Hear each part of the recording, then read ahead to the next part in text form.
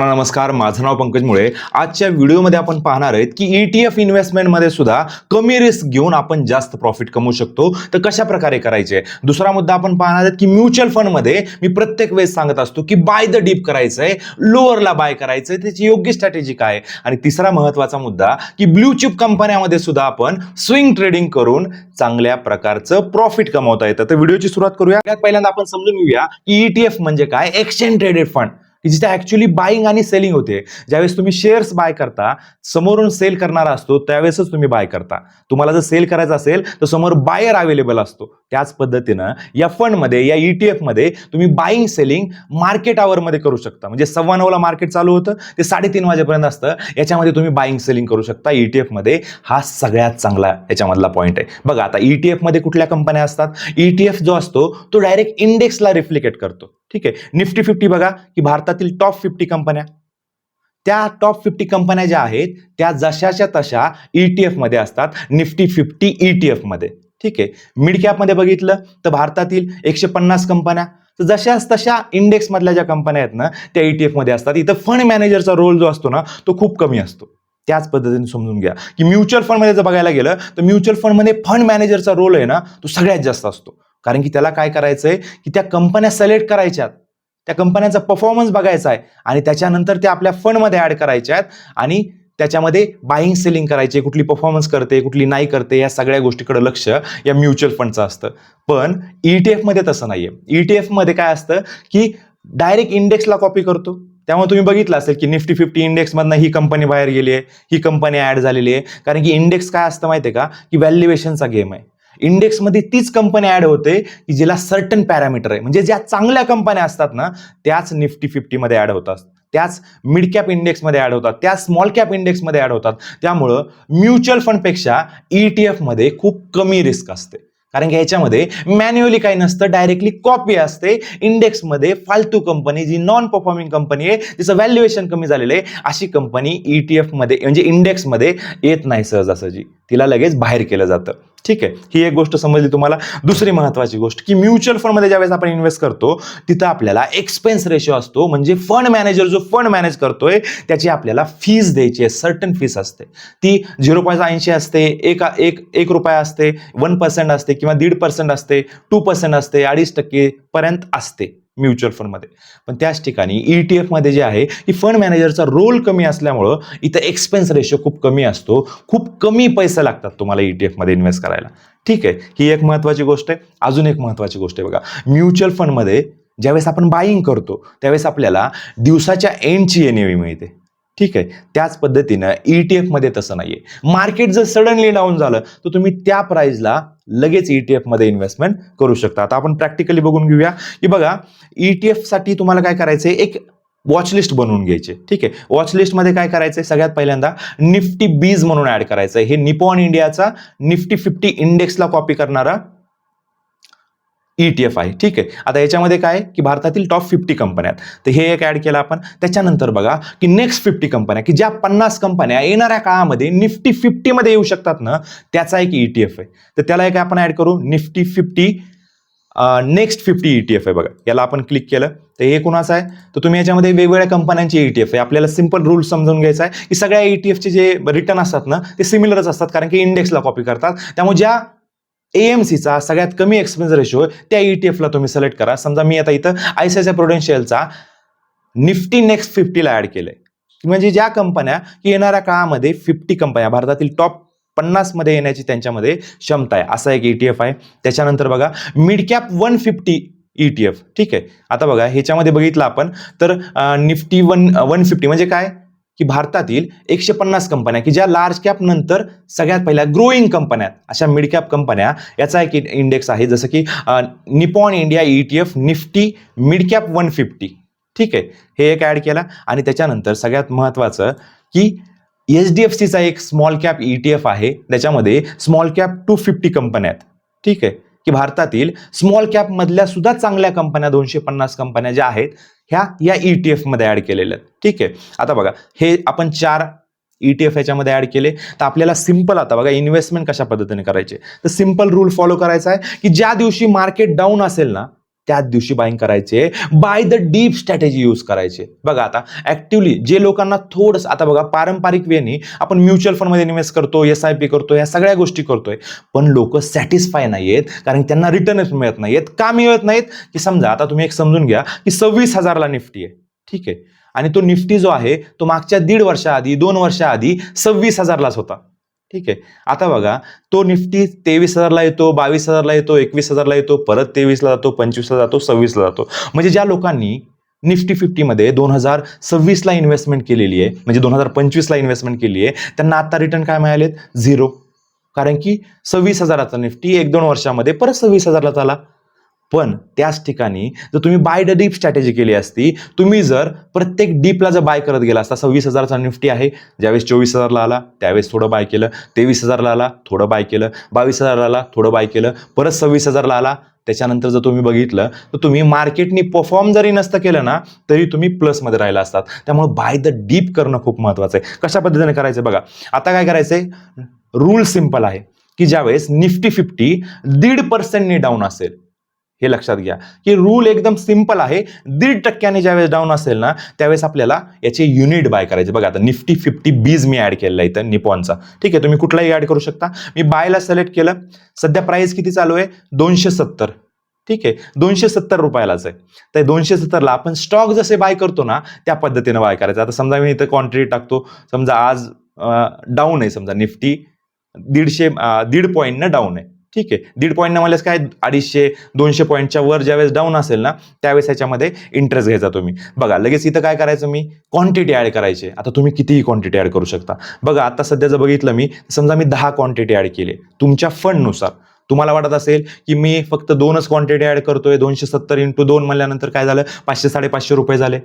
त्याच्यानंतर तुम्हाला जर वाटत असेल की मी 1,000 रुपये ऍड करतो, तर तुम्ही 1,000 रुपयाचे पण हे ETF घेऊ शकता शेअर्स प्रमाणे, ठीक आहे. आता बघा निफ्टी बीज मी ऍड केलं इथं 270, मी इथं 10 क्वांटिटी टाकली आहे, तर किती रुपये लागतात मला? 2,723 रुपये लागतात. तर मी प्लेस ऑर्डर केल्यानंतर त्या प्राइसला माझे NAV बुक होईल, लगेच मला बाईंग होईल. त्याच पद्धतीने बघा ज्यावेळेस मिड कॅप नेक्स्ट 50 येतं, ठीक आहे, याला मिड कॅपलाच तुम्ही लक्ष द्यायचं. मिड कॅप इंडेक्स ज्यावेळेस 2.5%च्या पेक्षा जास्त डाऊन असेल, 2.5%च्या, हे एक लक्षात घ्या. मिड कॅप इंडेक्स आणि स्मॉल कॅप इंडेक्स ज्यावेळेस 2.5%च्या पेक्षा जास्त डाऊन असेल, 2% पेक्षाही चालेल, पण 2.5%च्या जास्त ज्यावेळेस डाऊन असेल त्याच वेळेस या दोन ETF मध्ये बाईंग करायची. बघा आता निफ्टी 50 बघितलं आपण तर किती आहे? 75 रुपये ICICIचा. चांगली याच्यामध्ये चांगली लिक्विडिटी आहे, तर हा पण बाय करू शकता तुम्ही. इथं क्वांटिटी टाकू शकता. बघा आता इथे किती आहे? 75 आहे, तर मी इथं क्वांटिटी टाकली समजा 10, तर किती झाले? 759 रुपये, ठीक आहे. त्याच पद्धतीने तुम्ही निफ्टी 50, निफ्टी 150 आहे, याच्यामध्ये तुम्ही क्वांटिटी टाकू शकता 233ला आहे, याच्यामध्ये तुम्ही 10 क्वांटिटी टाकू शकता. किती होईल प्राइस? 2,351.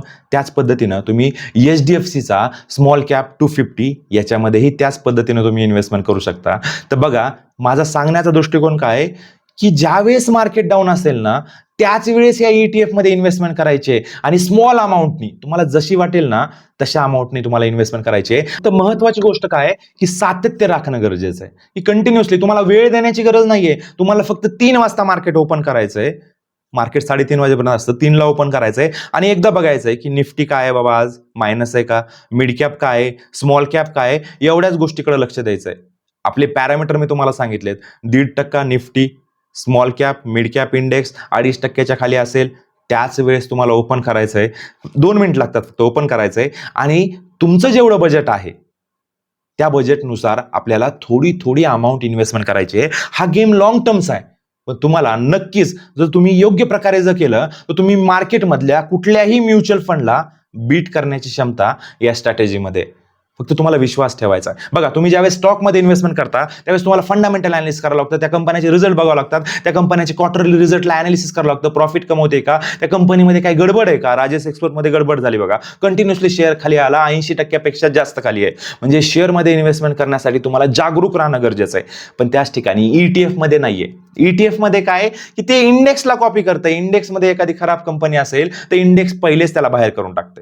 त्यामुळं रिस्क फ्री आणि एकदम शांत डोक्यानं करण्याची ही स्ट्रॅटेजी आहे. थोडंसं ऍक्टिव्ह राहणं गरजेचं फक्त, ठीक आहे. अशा पद्धतीने जर तुम्ही केलं तर तुम्ही वर्षाच्या अखेरला चांगलंसं प्रॉफिट कमवू शकता. लॉंग टर्ममध्ये तर खूप चांगल्या प्रकारची तुम्हाला वेल्थ क्रिएट करता येते ETF इन्व्हेस्टमेंटमधून सुद्धा. ठीक आहे. ज्या लोकांना ट्रेडिंग करायचे ते ट्रेडिंग सुद्धा करू शकतात ETF मध्ये. काय नाही, सिंपल आहे. मार्केट डाऊन असेल तर बाईंग करायचं आणि महिन्याच्या एंडिंगला किंवा ज्यावेळेस तुम्हाला वाटेल की 3% प्रॉफिट झालंय, मला 2% प्रॉफिट झालंय, तुम्हाला सेल करायचं, तुम्ही सेल करू शकता. ते ETF मध्ये ट्रेडिंग सुद्धा करता येते, काही प्रॉब्लेम नाहीये. रिस्क नाहीये, कमी रिस्क आहे, खूप कमी रिस्क आहे आणि चांगल्या प्रकारची वेल्थ क्रिएट होऊ शकतात. बघा, दुसरा महत्वाचा मुद्दा की म्युच्युअल फंडमध्ये डीप बाईंग कशा पद्धतीने करायचे. सगळ्यात महत्वाची गोष्ट ही की म्युच्युअल फंडचे रिटर्न मिळत नाहीत लोकांना, कारण की सगळा जो गेम होतो ना तो एका वीक मध्ये होतो. बघा, कुठलीही न्यूज आली, ट्रम्प काय बोलला, त्याचा इम्पॅक्ट काय होतो मार्केटला की एका वीक पर्यंत ठरतो. ठीक आहे. तुम्ही समजा 1 तारखेला SIP लावली, मार्केट ज्यावेळेस डाऊन झालं, ठीक आहे, आता तुम्ही 1 तारखेला SIP लावले, पुढच्या 1 तारखेला तुमची SIP जाणार आहे, पण त्या एका महिन्यामध्ये काय काय गोष्टी होतात बघा. समजा ट्रम्पने आज कुठलं बयान दिलं तर मार्केट लगेच 400 पॉईंट डाऊन, लगेच दुसऱ्या दिवशी तिसऱ्या दिवशी लगेच मार्केट अप होतं. त्याच्यानंतर बघायला गेलं की अजून एखादी न्यूज येते, परत मार्केट 300-400 पॉईंट डाऊन, परत एखादी न्यूज चांगली येते, परत एकदा वर येतं. म्हणजे 26,000ला ज्यावेळेस तुमची SIP जाते 1 तारखेला आणि पुढच्या महिन्याच्या 1 तारखेला जाते SIP, त्यावेळेस ही मार्केट 26,000ला असतं, तर तुम्हाला काय फायदा होतो? ₹0 फायदा. त्याच पद्धतीने जर तुम्ही म्युच्युअल फंडमध्ये योग्य ठिकाणी जर इन्व्हेस्टमेंट केली, प्रत्येक डीपला जर तुम्ही पैसे लावत राहिलात, थोडंसं ऍक्टिव्हली मॅनेज केलं, ETF सारखंच आहे, जर मॅनेज केलं तर तुम्ही चांगल्या प्रकारची वेल्थ क्रिएट करू शकता. बघा, आता सिंपल आहे. म्युच्युअल फंड मध्ये आपण जाऊया.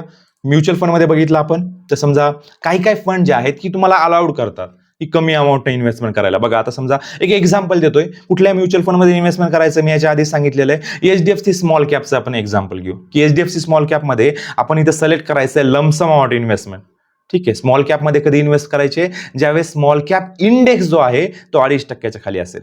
ठीक आहे. तर त्यावेळेस किती करायची अमाऊंट आपल्याला इन्व्हेस्टमेंट? ₹100 तुम्ही करू शकता, ₹200, ₹500, ₹1000, तुमच्याकडे जेवढं कॅपिटल असेल ना त्याच्या काही प्रमाणामध्ये तुम्ही याच्यामध्ये इन्व्हेस्टमेंट करू शकता. फक्त एकच अट आहे, ज्यावेळेस मार्केट डाऊन असेल स्मॉल कॅप इंडेक्स, त्यावेळेस स्मॉल कॅपच्या म्युच्युअल फंडमध्ये इन्व्हेस्ट करायचं आहे. त्याच्यानंतर दुसरं बघा की एडलवाईजचा मिड कॅप फंड आहे, याच्यामध्ये पण तुम्ही ₹100 इन्व्हेस्टमेंट करू शकता. मिड कॅप 2.5% डाऊन आहे, त्याच वेळेस याच्यामध्ये पैसे इन्व्हेस्ट करायचे. त्याच्यानंतर एक सगळ्यात महत्वाचं की निपॉन इंडियाचा लार्ज कॅप फंड आहे. ठीक आहे. याच्यामध्ये पण तुम्ही ₹100 इन्व्हेस्ट करू शकता.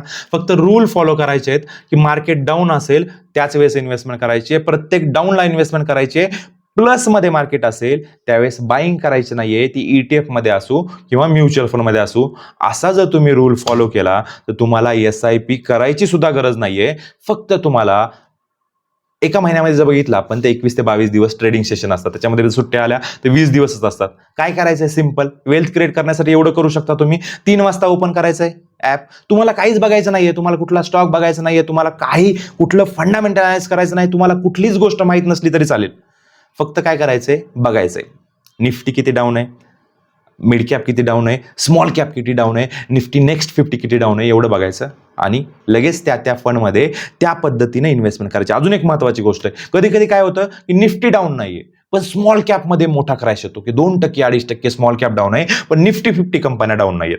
त्याच्यानंतर मिड कॅप डाऊन होतं, कधी कधी स्मॉल कॅप कंपन्या डाऊन होत नाहीत. कधी कधी निफ्टी 50 डाऊन होतो आणि स्मॉल कॅप मिड कॅप मध्ये जास्त डाऊन येत नाही. मग अशा वेळेस काय करायचं की मग समजा निफ्टी 50 मध्ये डाऊन नाहीये आणि स्मॉल कॅप मध्ये डाऊन आहे, तर निफ्टी 50 मध्ये पैसे लावायचे नाहीत, फक्त स्मॉल कॅप इंडेक्स मध्ये, स्मॉल कॅप ETF मध्ये, स्मॉल कॅप म्युच्युअल फंड मध्ये त्या दिवशी टॉपअप करायचंय, त्या दिवशी ऍव्हरेज करायचं. ठीक आहे. हे सगळं झालं. आता बघा, सगळ्यात महत्वाचं की एक व्हिडिओ लॉंग होतो, एक शॉर्ट मध्ये सांगतो तुम्हाला की ज्या ब्ल्यू चिप कंपन्या आहेत, जसं की HDFC आहे, रिलायन्स आहे, अदानी पॉवर आहे, त्याच्यानंतर खूप साऱ्या कंपन्या, ICICI बँक आहे, ऍक्सिस बँक आहे, या सगळ्या ब्ल्यू चिप कंपन्या आहेत की ह्या कधीही बंद होणार नाहीयेत, खूप मोठ्या कंपन्या आहेत. ठीक आहे. तर या कंपन्यांमध्ये सुद्धा आपण स्विंग ट्रेडिंग म्हणजे दुसरं तिसरं काही नसतं की ज्या दिवशी मार्केट डाऊन आहे ना त्या दिवशी या ब्ल्यू चिप स्टॉकमध्ये काही ना काही स्टॉक आपल्या पोर्टफोलिओमध्ये ऍड करायचे. ठीक आहे. आणि जास्तीत जास्त आपण कॅशमध्ये राहायचं आणि ज्यावेळेस मार्केट बाउन्स बॅक करतं, 1 दिवसानं करेल, 2 दिवसानं करेल, 8 दिवसानं करेल, त्यावेळेस या कंपन्यामध्ये प्रॉफिट बुक करायचं. एवढं सिंपल असतं स्विंग ट्रेडिंग स्ट्रॅटेजी. बघा, आता याच्यामध्ये आपण एक प्रॉपर व्हिडिओ बनवूया, म्हणजे कशा पद्धतीनं स्विंग करून आपण चांगल्या पद्धतीने प्रॉफिट करून फ्युचर ऑप्शन पेक्षाही, इंट्राडे पेक्षाही स्विंग ट्रेडिंग मध्ये कशा पद्धतीने प्रॉफिट कमवतोय ना याच्यावर एक डिटेल व्हिडिओ बनवतो. फक्त तुम्ही सिंपल समजून घ्या की तुम्ही समजा एका शेअरला फोकस केलं, समजा तुम्ही रिलायन्सला फोकस केलं, तुम्ही जास्तीत जास्त 2 ते 3 शेअरला फोकस करा ICICI बँक आहे, रिलायन्स आहे, त्याच्यानंतर आपला ॲक्सिस बँक आहे. अशा पद्धतीने तुम्ही एक 4-5 शेअर की ज्याचा बीटा जास्त आहे, की ज्याच्यामध्ये जास्त व्होलॅटिलिटी, बजाज फायनान्स पण त्याच्यामध्ये ॲड करा. चोला फायनान्स आहे, small cap mid cap company आहे, पण याला पण तुम्ही ॲड करू शकता. तर अशा चांगल्या कंपन्या ॲड करा की ज्यांचे फंडामेंटल चांगले आहेत. आणि याच्यामध्ये प्रत्येक डीपला ज्यावेळेस तो शेअर असतो, शेअर 2%, 4%, 5% त्याच्यामध्ये मुवमेंट असते दिवसाला. मार्केटचा इंडेक्स जर आहे ना खूप कमी म्हणजे खूप जास्त प्रमाणामध्ये खाली आला ना, तर हे शेअर त्याच्यापेक्षा जास्त खाली येतात.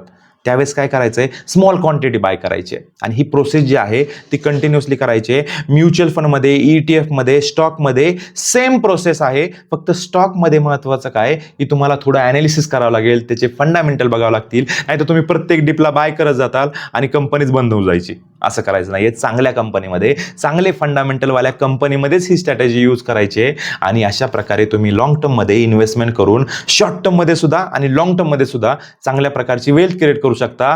कोण म्हणतंय की 10 वर्ष 20 वर्ष लागतात?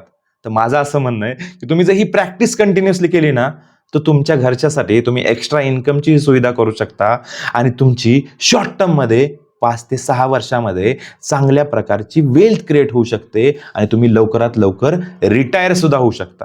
फक्त एवढ्या गोष्टी फॉलो करायच्या. व्हिडिओ समजला नाही, डबल बघायचा आहे. ज्या लोकांना क्वेश्चन आहे त्यांनी दिलेल्या नंबरवर कमेंट करायचे आणि चॅनलला सबस्क्राईब करायचं आहे. तुमच्या मित्रपरिवाराला हा व्हिडिओ नक्की शेअर करा. जे ट्रेडिंग करतात त्या लोकांना सुद्धा हा व्हिडिओ शेअर करा. धन्यवाद.